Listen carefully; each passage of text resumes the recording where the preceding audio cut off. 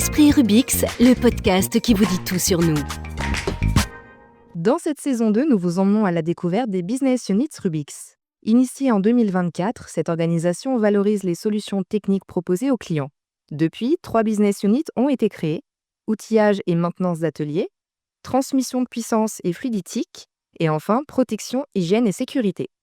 Aujourd'hui, je suis en compagnie de Patrice Calfon, directeur de la Business Unit outillage et maintenance d'ateliers. Bonjour Patrice. Bonjour. Dans un premier temps, pouvez-vous nous expliquer brièvement ce qu'est une Business Unit et nous parler des spécialistes et experts qui en font partie? Oui, bien entendu. La business unit, c'est l'ensemble des collaborateurs qui sont dédiés à une famille produit. Entre guillemets, je dirais tout simplement, parce que le terme n'est pas toujours parlant. On va avoir non seulement le category manager, qui va définir la stratégie achat et le choix des partenaires. On va avoir le directeur métier, qui est une fonction sans doute un peu spécifique à Rubix, qui est le directeur commercial de la famille produit. Il n'est pas sur une empreinte géographique, il est vraiment dédié à une famille produit. Et il va animer des experts métiers qui, tout au long de l'année, vont aller tourner chez nos clients pour faire des préconisations techniques.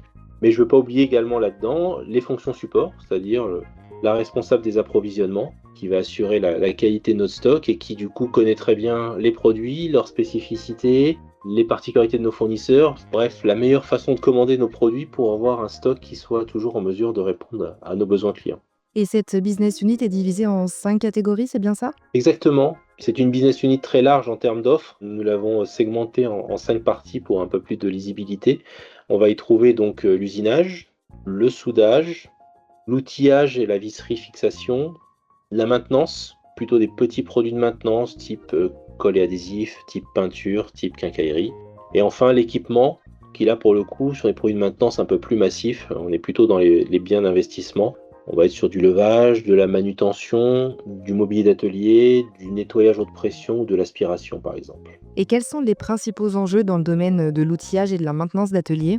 Alors nos principaux enjeux, ils reposent d'abord sur les besoins basiques de disponibilité et de qualité-prix de nos produits. C'est la première chose que nos clients demandent et viennent chercher chez nous.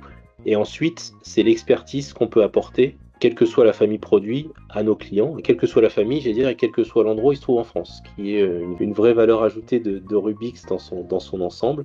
On va avoir des experts en usinage, des experts en soudage, des experts en colle et adhésif, mais on va aussi avoir des experts, par exemple, d'un secteur d'activité, notamment je pense à l'outillage, où le secteur aéronautique requiert des demandes bien particulières, des besoins de marques très différents du marché standard de l'outillage. Et vous avez un exemple concret justement où l'intervention de vos experts a vraiment transformé les opérations d'un client?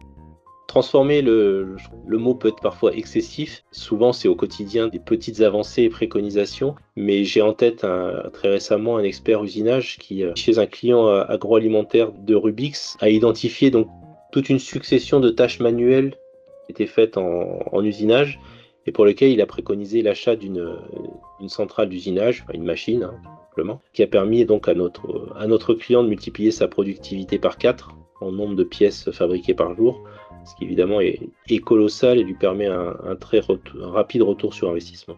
Alors vous parliez des partenaires, mais comment s'entourer des bons partenaires?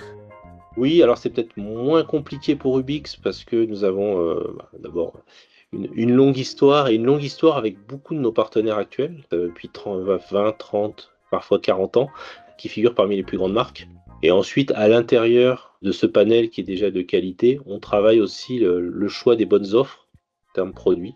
Donc, trouver pour chaque fournisseur quelles sont les gammes les plus pertinentes pour lesquelles il est reconnu. Et ensuite, les présenter à nos clients avec la possibilité du coup de mieux stocker, mieux pricer, mieux accompagner du déploiement sur un certain nombre de références plus limitées. Ça n'empêche pas que Rubix continue à proposer l'entièreté des gammes de nos fournisseurs, mais pour aussi aller plus à l'essentiel pour nos clients quand ils ont des besoins standards. Avec nos partenaires, on définit effectivement des gammes de références pour couvrir ce qu'on appelle le 20-80 de leurs besoins. Ils ont évidemment la possibilité, soit spontanément, soit via nos experts et spécialistes en local, de commander évidemment des produits de niche qui répondent à certains autres besoins. Et vous n'êtes évidemment pas seul sur le marché, alors comment réussir à se démarquer?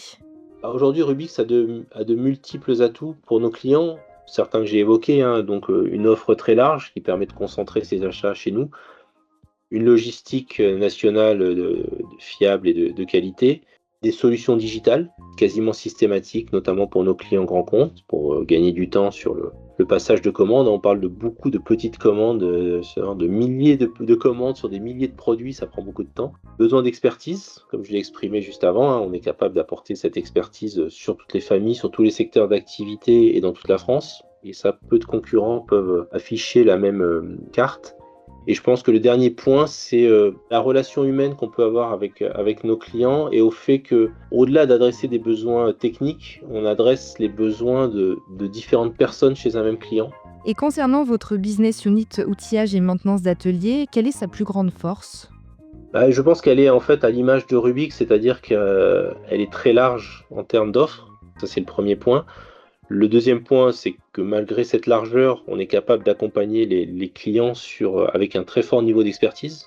Et ça, c'est quelque chose qu'on trouve très peu, puisqu'on va pouvoir les accompagner non seulement en usinage, en soudage, comme j'ai dit, avec des experts dédiés, en colle et adhésif, avec ce qu'on appelle un centre de compétences, une entreprise que nous avons achetée il y a 3 ans, une très belle société qui est spécialisée dans le domaine. Et puis même sur de l'outillage qui peut paraître spontanément comme ça un peu moins technique, ce qui n'est pas vrai.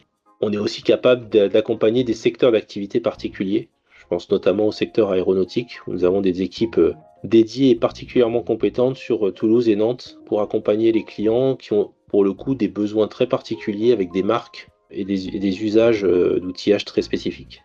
Parfait, merci beaucoup Patrice pour votre participation. Merci à vous. On se retrouve très bientôt pour découvrir un nouvel épisode consacré à une autre business unit, l'Esprit Rubix, un podcast à découvrir sur nos réseaux sociaux et sur les plateformes de streaming.